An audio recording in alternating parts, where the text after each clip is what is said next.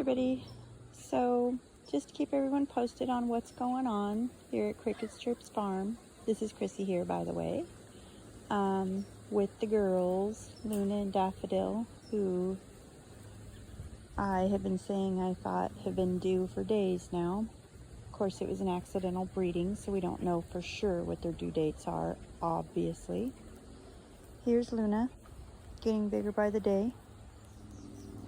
She now has an extremely full udder, so she's got to be really close. I've been keeping my eye on her every day. Now Daffodil here, we've been having issues with for the past 2 days. She started having some light bleeding starting yesterday. I had gotten to the point where I was starting to question whether she was even pregnant or not. I mean, she has a belly, but not a huge belly. But she was like that last time and had twins, so it's hard to tell with her. But she hasn't really formed an udder. Again, it's hard to tell because she bred so close to her last kidding, and she had Willow here on her nursing for so long. It's just hard to tell for sure what her udder's going to do too. But anyway, she started having some light bleeding yesterday. I've been keeping a vigilant watch on her. Started getting really worried that she had miscarried. Maybe wasn't bred as early on as I had thought. Of course, now look at her rearing up at Luna again.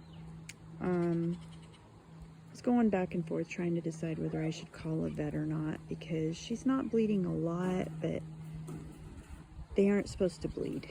When they lose their mucus plug, it's just white. There's not normally blood in it, so I was definitely concerned that something was wrong. And like I said, there hasn't been a lot of blood, so I wasn't feeling like it was an emergency, but have been worried since yesterday. So with the help and advice of a friend, I went ahead and called a vet today. By the way, shout out to Katati Animal Hospital. They are absolutely wonderful. They actually put a vet on the phone with me who advised me today, gave me a consult, everything without charging me at all, and really made me feel better. So they believe because of Daffodil probably being so close to her due date, there's a possibility that this is normal and we might still have a live birth. I yesterday had pretty much decided that we were not going to have a live birth, but they said there is still a chance we might. Daffodil, let me go fix that so she doesn't fall. Goats are more important than the video. Sorry guys, just give me 1 minute. Especially with her right now. So I'll give you guys I'll show you what I'm talking about here. This is what's going on in the back. So you can see it's not a lot, just enough to get her tail wet, and when she's laying down for a while it leaves a little tiny puddle of blood. But getting back to what the vet said, they said as long as she's not looking like she's struggling, like there's a kid stuck in her birth canal, or isn't pooling a whole bunch of blood coming out, that it's not an emergency. I can just keep keeping my eye on her, and she will either hopefully soon be giving birth to live kid or kids, or she may be actually miscarrying and be just slowly pushing out a stillborn kid. So I hate to see that, but I would rather that than lose our little Daffodil. So at least I'm feeling reassured that Daffodil isn't in the danger I was worried she was. I was scared to death she had a uterine infection. My mind was all over the place. They've reassured me that probably all the things I was imagining are not true, at least not yet. So I'm feeling much, much better. As you guys can see, she has been eating the whole time, drinking. You saw a few minutes ago she was rearing up to Luna. Earlier, we actually thought she was in full-blown labor. When I had the vet on the phone, she could even hear her. She was moaning and groaning, and actually even gave me a couple pushes. I'm wondering now if she was just getting her kid into position, and that's what was going on. I have no idea. It's all guesswork with these two now, to be honest with you. But I wanted to post this video so that we can have this documented, what's going on. It might help other people later when we see what the outcome of all of this is, because even the vet said that this is unusual. They admitted this is very unusual to have the blood, but they didn't think that it was meant for sure that she was miscarrying because of the late date in her term. They said if she had been midterm, yes, definite miscarriage, but when it's this close to her due date, maybe not. So let's just wait and see how this all plays out. She's looking good and hungry right now, huh, Daffodil? She's been her usual sweet self. I lay this towel out for her, and she's so cute. She lays down on top of it, and I've been laying down with her today and hanging out with her, and she just loves it. If I sit up there right now, she'll hop up and lay down right next to me. She's just, I have to say, she is the sweetest, sweetest goat in the world. And there's little Willow. Willow likes to hang out back there a lot lately.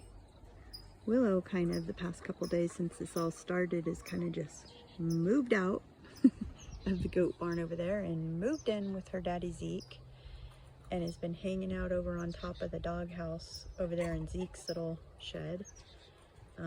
She's just decided she's going to hang out with him and stay away from these two crazy pregnant mama goats. But she comes out about this time in the evening. It's around 6, I think, right now. She comes out and starts, this is when they usually come out and start eating for the evening. She comes out and starts nibbling grass and everything, and then she'll go to bed with the other does, with Luna and Daffodil, and go in the barn then. She doesn't sleep out here with Zeke. I wouldn't let her, first of all, but she doesn't choose to anyway. She goes to bed with them. Still curious to see what'll happen when the babies are born with her. What she'll decide to do and what the does will decide to do with her. What are you doing, Willow? You found the leash I hung on the fence, didn't you? Willow, you want to say hi to everybody? Say hi, everybody. Hi, Willow, my baby girl.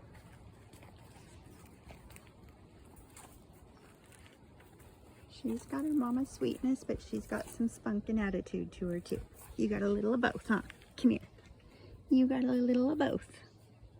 You're my little girl though, aren't you? She's just super smart.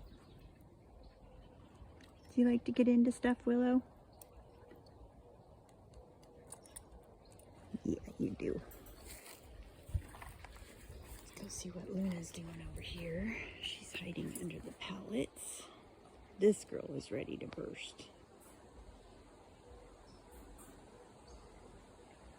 She's showing all signs of impending labor, but this is her 3rd freshening, and she keeps us guessing every time, so I'm not even gonna worry about her. Luna will have her baby when Luna has her baby. I just will be keeping a close watch until she does. Luna does what Luna wants to do, huh, Luna?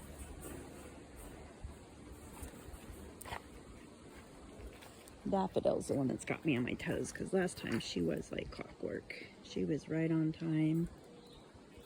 The only thing that surprised us with her was the twins. So I'll keep y'all posted on what happens with little Daffodil here. Crossing my fingers for a live birth, but not honestly counting on it. My biggest prayer is just for Daffodil to be okay at this point. Again, I would really love for the baby to be fine, but Daffodil's what's most important here right now. What's going on, Willow? What happened? What'd you do? Want to go for a walk?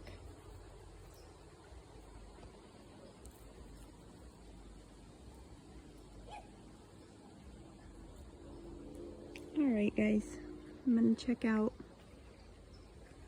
It's getting late. I gotta get started with my evening chores. There's Mr. Ezekiel Elliott. Zeke. I think you guys all saw his haircut that I gave him. He's looking pretty good. It's coming out nice and dark like it always does this time of year. He's feeling much better with this haircut. So I will talk to y'all later. Bye.